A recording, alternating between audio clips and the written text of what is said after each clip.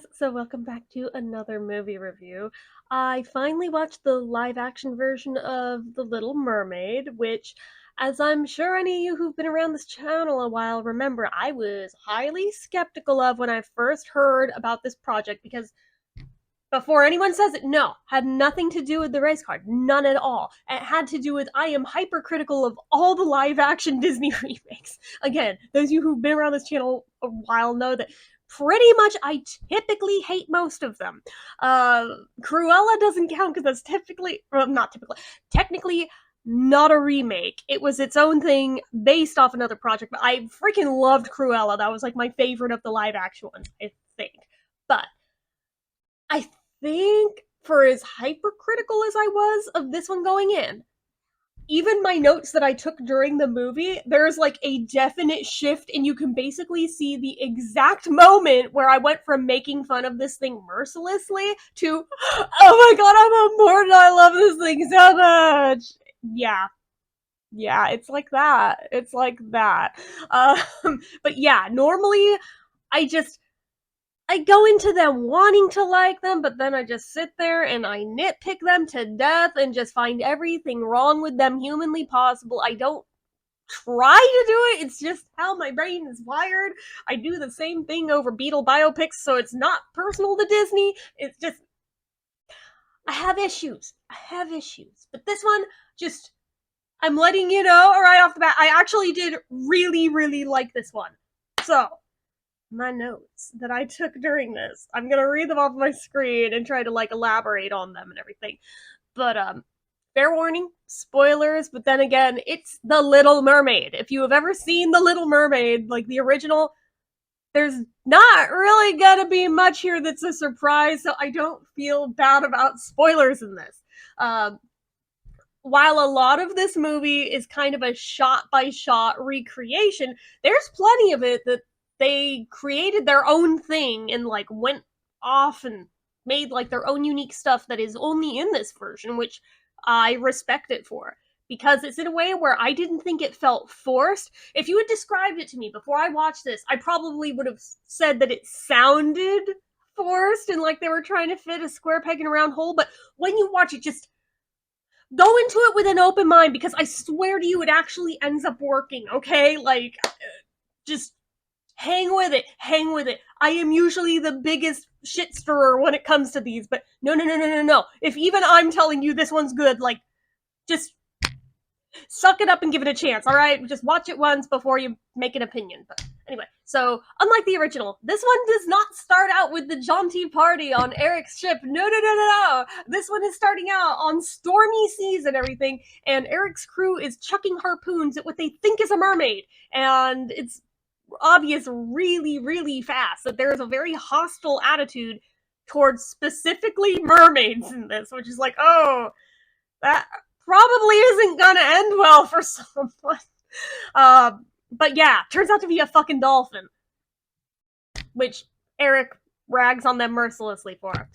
But anyway, I swear to you, I had this moment when they made reference to the Queen being Eric's mom. I was like, whoa, they made Eric a prince in this one. And then was like, wait, time out. Prince Eric, dumbass. He was always a prince. That's not new to this. I am just slow.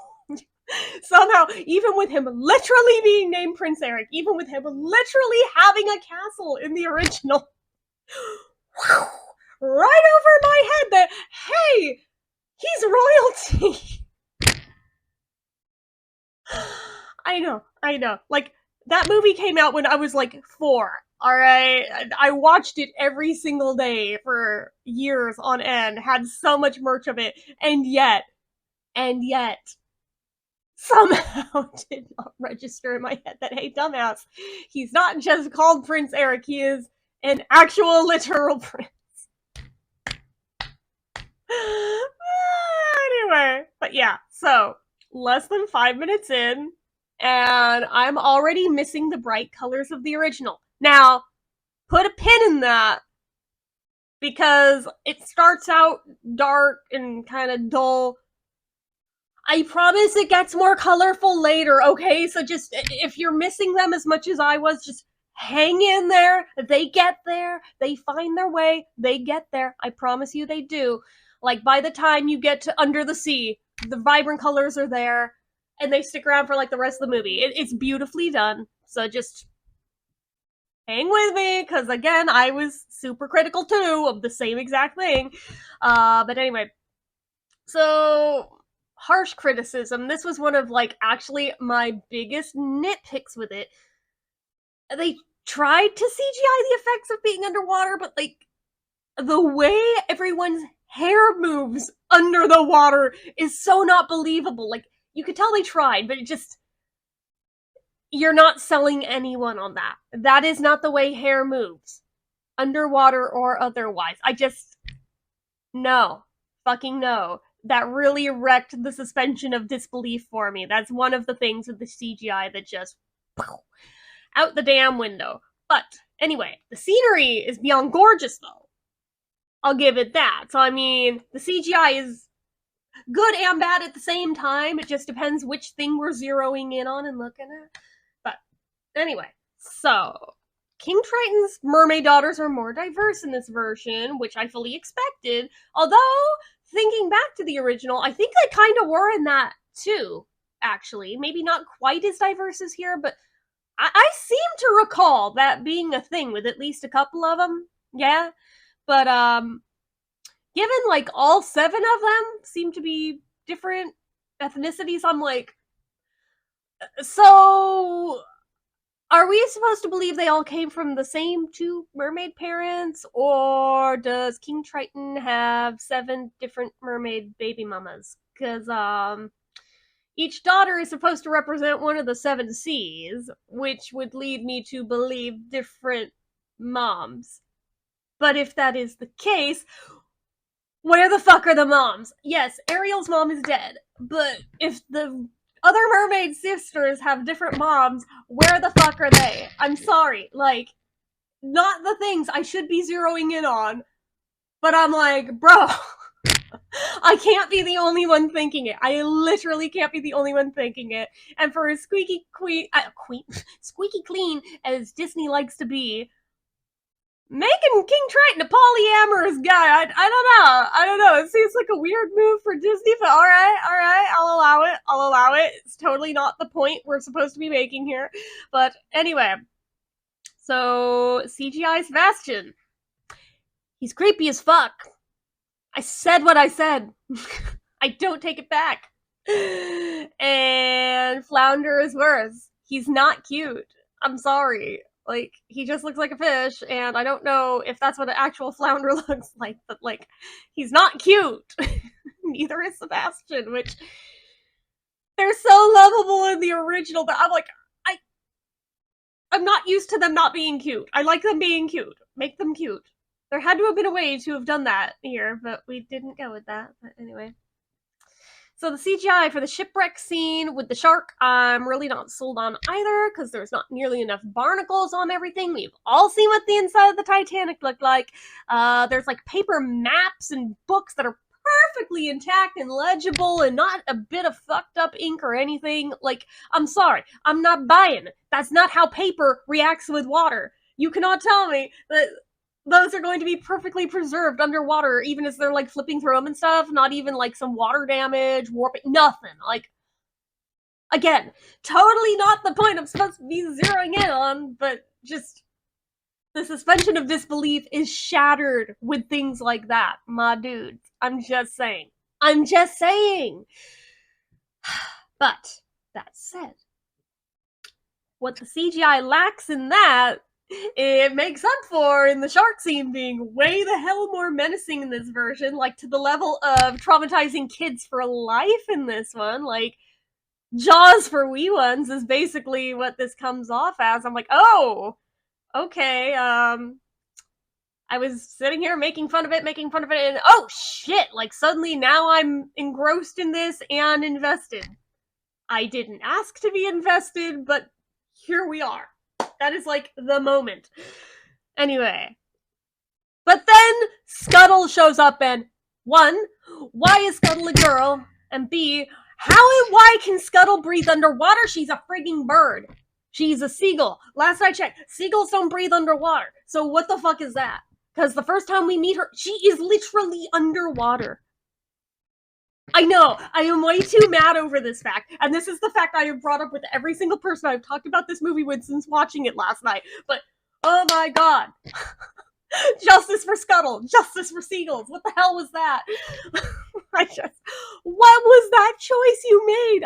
I don't understand, and they never explain it. They never explain how or why she's able to breathe underwater, even though it's the only time they show her there, so it's like, are we all supposed to just forget that happened? Because, like, I didn't, and I don't think anyone else did either. What the fuck was that? I don't know. But, anyway. So, it's weird of a casting choice as I initially thought Melissa McCarthy would be for Ursula, and how much I was over here wishing we could have just cast an actual drag queen, seeing as the original Ursula was based on Divine. Oh my god. She does the most perfect Ursula impression I think I have ever heard. To the point where if they hadn't given her original dialogue, I would have been convinced they literally just ripped the audio out of the original and plunked it over here. It's that spot on. I was like, damn, I didn't know she could do that. Much less, I didn't know she could sing. And then I'm sitting here thinking, like, whoa, in some of these, the way she's hitting some of these notes, I'm kind of really wishing I could hear her, like, cover a Liza Minnelli song, because I feel like she could really do that justice too, even though that's not the point of this, but just random stream of consciousness going through my head as I watched this and in the notes that I took while watching it. But anyway, so Halle Bailey does have a beautiful voice. Do not get me wrong. Love her voice, but trying to get my head around this not being the original version of Part of Your World is really hard. Like, I don't know, if I could go back and watch it a second time now, maybe I would feel differently, but like, first viewing, I just had the hardest time getting my head around that until I started singing along with the song, at which point now I was magically way the fuck more invested in this movie, and now I'm engrossed, and now I'm 100% on board and almost crying at how pretty everything is, and just, yeah. Yeah, it's like that. It's like that. Little Miss Hater over here suddenly was like, why do I love this so much? Oh my god, it's beautiful. Like, yeah, I cried at multiple points over this damn movie. I'll admit it. Anyway, so now, after that, they finally get to the party on the ship scene, instead of being at the start of the movie. Weird. But anyway, so for all the timings for Ariel to be snooping on the ship, it just happens to be the exact moment that the crew are singing a sea shanty about King Triton, and basically about how he's a dick. Cool. Anyway, so this version of the scene where Ariel rescues Eric is way more intense and way more drawn out in this one. And actually really well done and gripping, and actually has you fearing for, oh my god, what's going to happen next, even though if you've seen the original, you know how it turns out. Ultimately, you know he has to live, but I'll admit, it's that engrossing. They did a really, really good job of actually hitting the mark with that. I will give credit where credit's due, and that scene, probably one of the most powerful ones in the entire damn movie, so. Anyway, but yes, thankfully they started introducing more bright colors into the movie for the under the sea scene. That's like the exact moment, and then it sticks around the rest of the film. So, grateful for that. So, let me see here. Did I make note of what I wanted to? Oh, I didn't write it down. So, I am impressed that this version of Under the Sea, they didn't change any lyrics, but at the same time, they did take out the two parts that people complain are problematic from the original movie. You know the two fish I'm talking about. If you don't, go Google it. But basically, there's a fish in blackface, and there's another one that's a very racial stereotype of a black guy. Yeah, so the lines are still the same, but they just omitted the fish. It's never missed.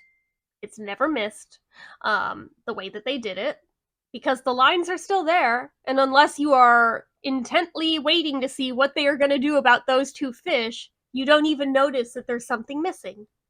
So, yeah, I actually thought they handled that really well because I was sitting here on pins and needles of, oh, fuck, here we go. What are they gonna do? And then they kept the song as is, but just dropped the two fish. Easy enough, which I suppose should have been common logic, but so many other movies get this wrong when they try to omit the offensive shit that I was like, oh, okay, see right there. That. It's as easily done as that. That's how you can fix the problematic shit. Right there. Just saying. Perfect example. Now, this version of the movie has an interesting parallel going on between Ariel and Eric's lives, because for as much as Triton forbids Ariel from going to the surface, the Queen is forbidding Eric from voyaging back into the waters because of the dangerous nature of things. There's been like 6 shipwrecks in like the past year. Yeah. And she believes it's the fault of like the sea gods or something. Yeah. Yeah. It's like that. So just like Triton is blaming everything on humans, reverse. But at the same time, it's like the same overprotective parent thing going on, and they both just happen to be royalty. Okay, like on paper, that sounds dumb, but like when you watch it, it works. I promise you, it works. So, even though King Triton is still a very overprotective father in this version, he's for the most part really a lot more even keel in this version than the animated one, because the animated one was like a lot more of a hothead. He would go off in a rage at the drop of a hat. This one, even though he still has the explosive outburst where he destroys all of Ariel's human artifacts, it doesn't have the same fire behind it in this one. And while some would argue that it loses some of the impact for having done that, I would counter that I think it possibly adds to the impact of the scene, because you can feel that it's coming from a place of compassion and that he feels he is truly doing this for Ariel's own good, versus the animated version where he's just doing it out of rage that Ariel went against his wishes. There's a big difference. Same outcome ultimately in what he does, but it completely changes the feel of the scene and the comprehension of everything behind it. And I feel like it's actually done better in this version of it because of that.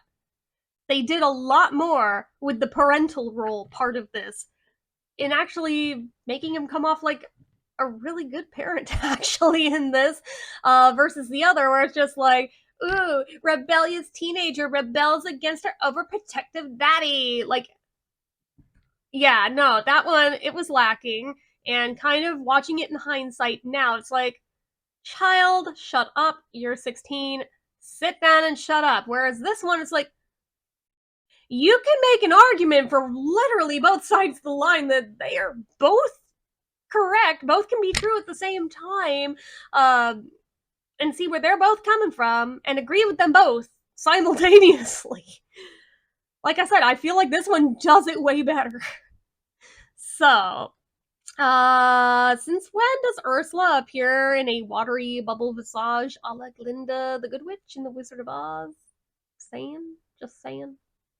Anyway, so Ursula's lair was always creepy, but now it's downright jump scare level. And now it's more like a catacombs than a garden of poor unfortunate souls. However, if you pause it at just the right moment where Ariel's entering the lair while Flotsam and Jetsam are looking directly at the camera, it's hard to take it seriously because they seriously just look like Muppets. Didn't try to discover that one. That one was an accident because I hit the wrong button and paused it, and it happened to be that exact moment. I was just like, that's so weird that in motion it looks great, but if you paused it at that moment, it looks terrible. Go ahead, try it. You'll see what I'm talking about. Anyway, so much like the original, Poor Unfortunate Souls remains the best song. I don't make the rules, it just is. So I can't quite decide if Ariel's discovery on the human world after the transformation is more or less awkward in this one, because instead of washing up on the beach butt naked, this one she gets caught up in a fisherman's net, still butt naked. Awfully convenient that he just so happens to take her to the castle, but I'll allow it.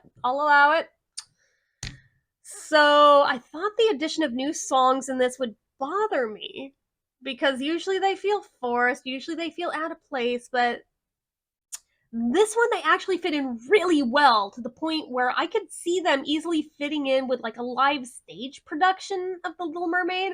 And I have to question, are they? I've never seen like the live stage production of it, so feel free to fill me in. Are those part of the stage production? Is that where these songs came from, or are they unique and original to this film? I don't know, but feel free to comment down below if you know the answer to that. So, this version also adds the additional complication along with the spell that Ursula also made it to where Ariel can't remember that she needs to kiss the prince within 3 days, either on her own or even with others telling her. It will not stick in her head as anyone tries to remind her that that's what she's supposed to be doing. Yeah, that. Ursula had an awful lot of loopholes here to try to make it physically impossible for Ariel to pull this off. So, there's a way more extended version of watching Ariel and Eric bonding in the castle than the original, which I actually really liked. And it made far more sense this way, that they'd become so smitten with each other so quickly after seeing all of this build up together. The Dingle Hopper scene, the Dingle Hopper and the Hare scene is still very much there, but instead of happening at the table in the palace, it's while Ariel's exploring the little island village. The whole scene is new now, but it's still fun in its own way. It's different, but it adds flavor to it. It helps pad out the runtime a bit, but at the same time, it doesn't feel forced. It just adds to the world building of this version of the movie, and I actually really like that they did that. So, temporarily pulling back on what I said about the music and them adding in songs, the Scuttlebutt song is fucking awful. I'm sorry, it is. We did not need rap pulled into The Little Mermaid. I mean, we don't really need rap in anything, period. But, like, especially in this. Said what I said. But, like, no. Get that out of here. That was the one thing that felt crazy, super out of place in the whole thing, and just like, no, could have done without that. That was not necessary. Absolutely not necessary. So, anyway, one huge diversion from the animated version is that Ariel is able to be more proactive in getting her voice back in this one, because after it's made known that Eric's new beau is actually Ursula, Ariel goes on the attack with the help of Scuttle and Max. Like full-on cat fight mode, and I am here for it. I kind of wish there had been a cat fight like this in the animated one. It would have been so much better and so cathartic. And she literally snatches that damn necklace off of her neck, rips the fucking thing off, throws it on the ground, and gets her voice back. So you think everything is solved. She goes to kiss the prince, but she is literally just moments too late, conveniently, and turns back into a mermaid in front of everyone. And now Ursula has no need to hide her true colors, so she turns back into the Sea Witch, also in front of everyone, and snatches Ariel's ass back into the water, and it's honestly pretty creepy. So, honestly, you would expect the epic big boss battle with the giant Ursula scene to be, like, way more traumatizing in a live-action version, but dude, the CGI is so bad on that scene. I was laughing my ass off at how bad it looked. I was just like, I'm sorry, nobody's taking this seriously. No, like, the animated one is still scarier. I stand by that. Like, no, they could have done so much better with this, but it failed on, like, every level. I'm sure there's still some little kids that are scared of this version, but like, it's not the same level as the original. It's just not. But anyway, so the ending of this is way more tear-jerking inducing than the original, but so freaking well done. Oh my god, I was like sobbing uncontrollably, but like in the best way. But oh my god, it just wraps up like so fast in the original that seeing like a nice extended, slower, drawn out version of this that lets you feel those feelings in this one. Again, they did it better here. And I am very protective over the original Little Mermaid. So for me to be saying that this live action version that I did not even expect to like in the first place did so many things better than the original is freaking mind blowing to me. I also didn't even notice until the credit scene where we get a reprise of Under the Sea that, you know what they cut out that I didn't even notice till the end of the movie? Like, there had been a couple moments where I wonder if it was leading up to it, but then it didn't, and then I would, like, forget about it. The French chef scene. It's gone. It's gone. Probably so there couldn't be, like, PETA complaining about this movie, I'm sure, but, like, yeah, that scene's totally gone. That song is gone, which, honestly, given how squicky I am about eating anything with a face, I'm kind of okay with that. But I could also see where people could make an argument if they really liked that song, they might be mad about it. But I feel like it's okay that we dropped that one. I feel like that one's forgivable. So, ultimately, I really, really am surprised at how much I liked this. I'm giving it like a 4 out of 5.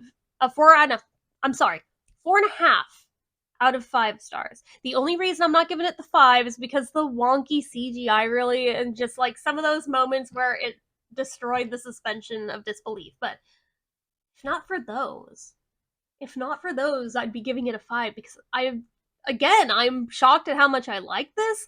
I'm probably going to watch it again tomorrow, show it to my parents because I feel like they'd really get a kick out of this too.